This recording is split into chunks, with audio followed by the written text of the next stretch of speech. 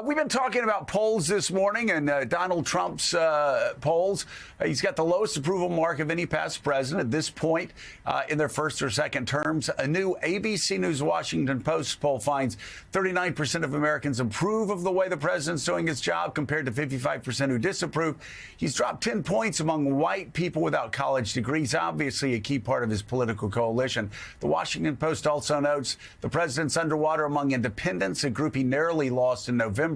When it comes to top issues, more than 3 out of 4 voters oppose reducing federal funding for medical research. 7 in 10 oppose the administration's efforts to increase the government's role in private universities and how they operate.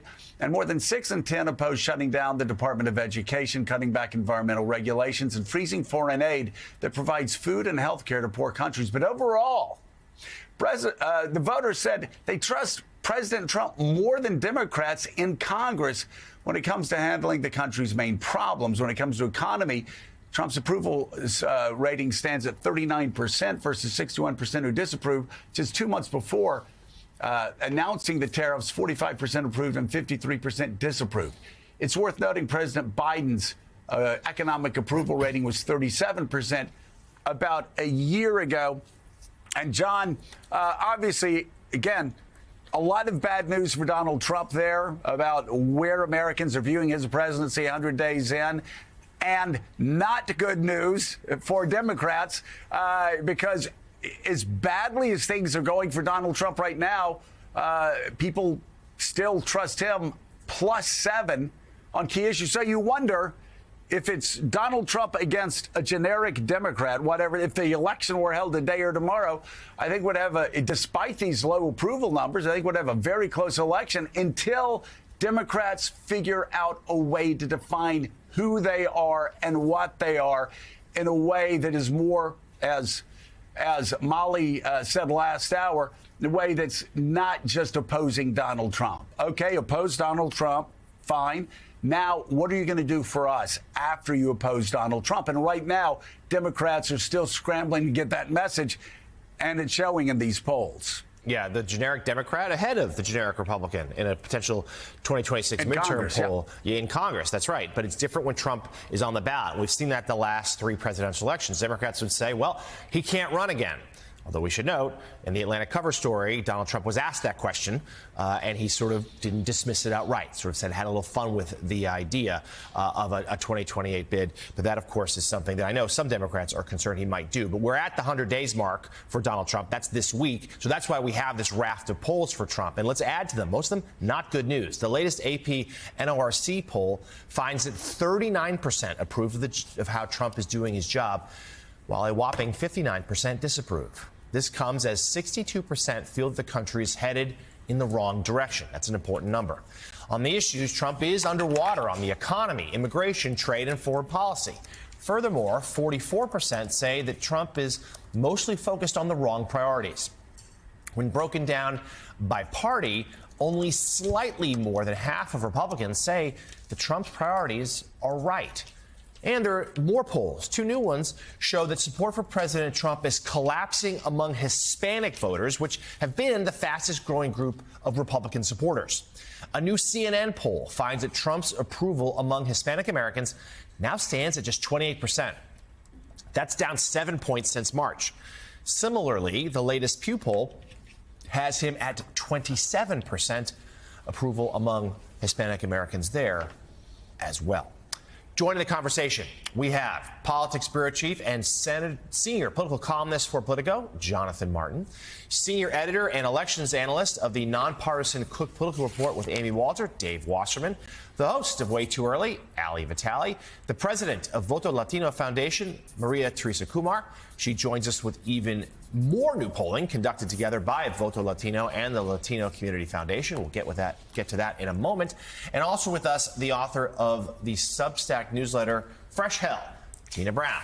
She's also the co-host of the upcoming Truth Tellers, Sir Harry Evans Investigative Journalism Summit. That's on May 7th in London. We also will preview that in just a moment. So, Joe, we've got a great group assembled here a little after the hour at 7 a.m.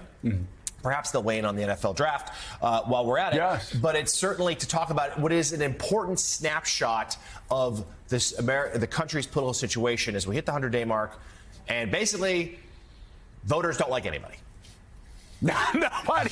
That's the amazing thing. Dave Wasserman, you look at all these headlines, you know, you're like Donald Trump. I mean, lowest approval ratings ever, first 100 days, upside down on everything, including immigration. You're going, this is the worst news for any party. The Democrats ahead of the Republicans in generic balloting. And then in one poll, voters are asked, I think it's the Washington Post poll, who do you trust more on the issue that matters most to you? Donald Trump is +7 over Democrats, and the Democrats' brand is as low as it's ever been.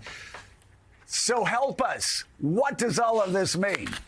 Well, Joe, the key there is neither taking 30%, right?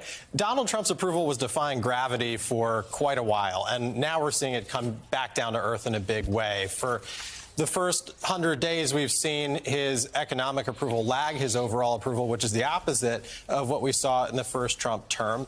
And the question is really how this translates into votes. I think we'll get a good indicator in Virginia and New Jersey. Frankly, I don't think the Virginia race is on track to be competitive this fall, given the turnout dynamic we saw in the Wisconsin Supreme Court race. Fundamentally, Trump voters, his base, they're not coming out for Republicans not named Trump. I think what it speaks to is that just because Trump gained among working class non-white voters in 2024 doesn't mean that those voters are suddenly part of the Trump coalition. They're fundamentally pocketbook voters who behaved in a fairly rational way. They didn't like the inflation under Joe Biden, but they're not seeing Donald Trump rein in prices.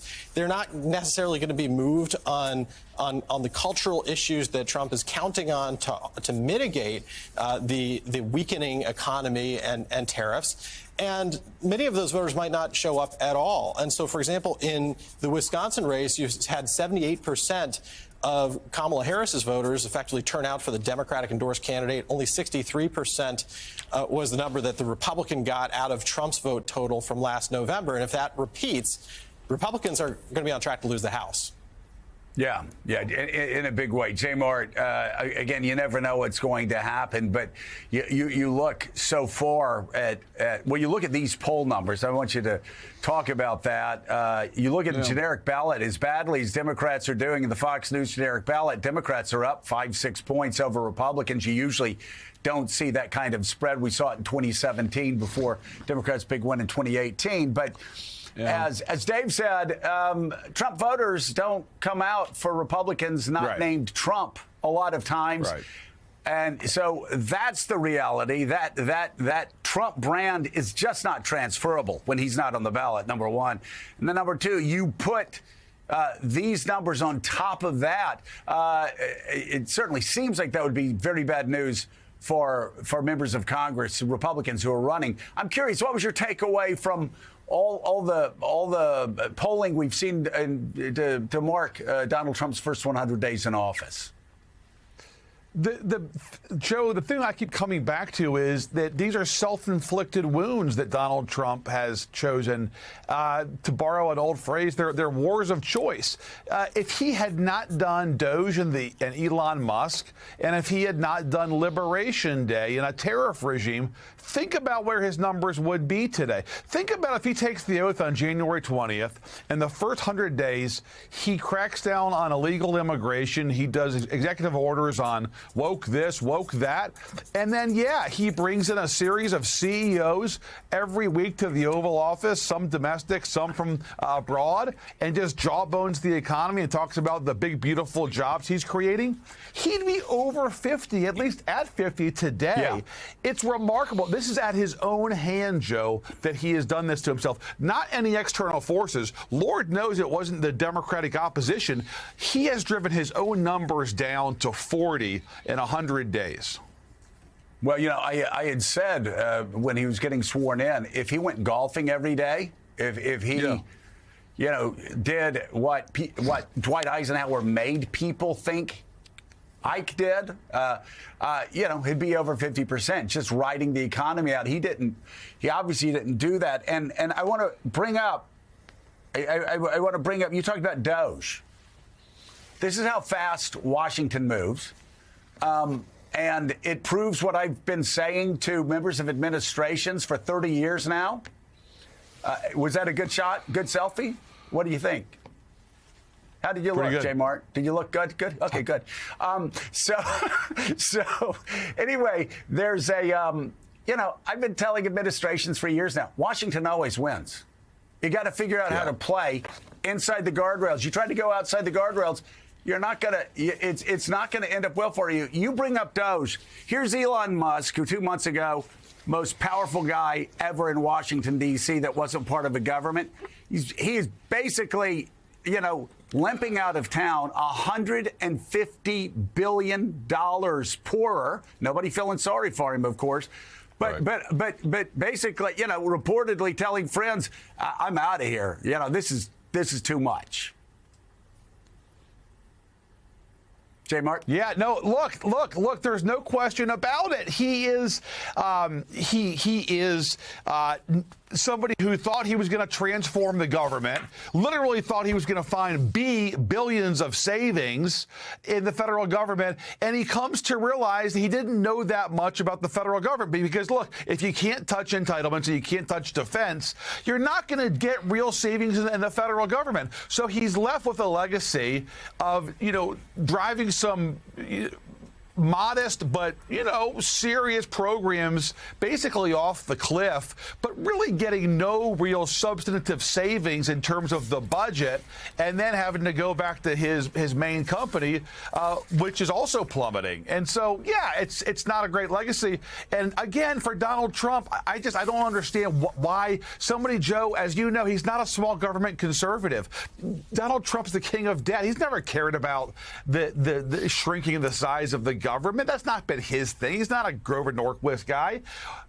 He brought somebody on who was going to slash government programs in ways that were ultimately going to be politically unpopular because, of course, eventually he'd be talking about stuff that was not popular to cut. And surprise, surprise, Elon's on his way out before the summer, and Donald Trump's the one whose numbers have taken a hit.